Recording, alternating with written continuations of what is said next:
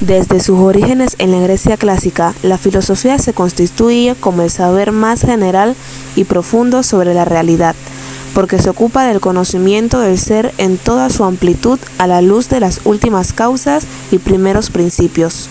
La filosofía, por su propia naturaleza, constituye un saber de segundo orden, pues solo superando el plano epistemológico del conocimiento espontáneo y científico, es posible alcanzar la unidad de sentido y universalidad a la que tiende la filosofía.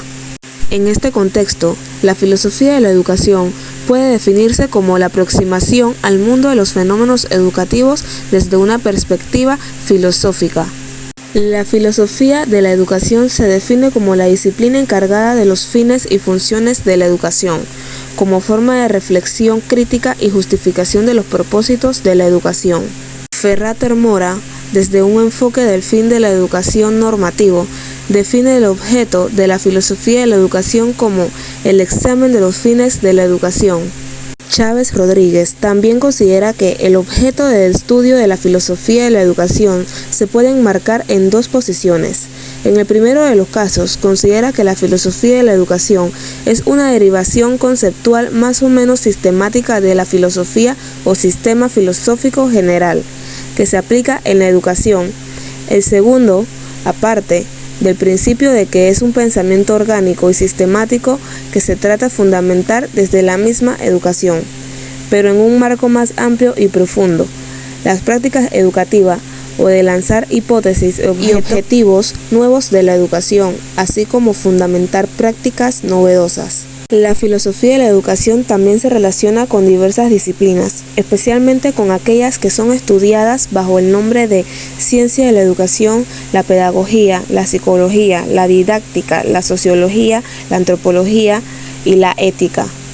La filosofía de la educación tiene su origen remoto en el mundo antiguo, sobre todo en autores como Platón y Aristóteles, que hablaron continuamente de la educación humana y del método ideal en el que debería ser formado el niño para entrar a formar parte de la vida social.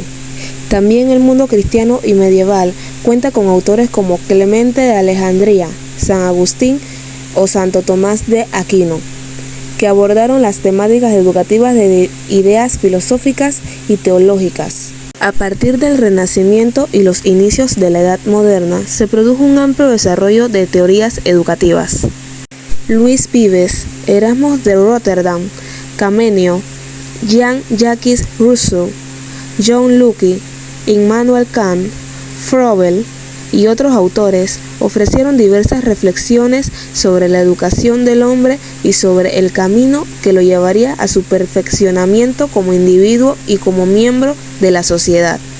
La filosofía de la educación no pretende determinar con qué medios, en qué circunstancias y ambiente, o a qué individuo psicobiológico concreto hay que educar, sino que se plantea cuestiones de carácter más amplio y general del tipo: ¿qué es la educación? ¿Por qué es necesaria? ¿Quién es el sujeto de la educación metaempíricamente considerado? ¿Para qué educamos? ¿Cómo es posible que alguien llegue a educarse? Etcétera. En concreto, una de las cuestiones filosóficas fundamentales que han de abordarse al tratar el tema de la educación consiste en clasificar qué se entiende por ser humano educado, porque el ideal de la humanidad que se asume es el motor que se pone en marcha todo el proceso educativo. Solo después, una vez perfilada la cuestión del ideal al que se tiende, se podrán acometer con acierto los estudios relacionados con los agentes y los medios educativos, pues deben adecuarse a la promoción del ideal de persona que orienta el proceso. Y, sin duda, para acertar en la formulación de ese ideal es preciso llevar a cabo una atenta reflexión de carácter filosófico-antropológico.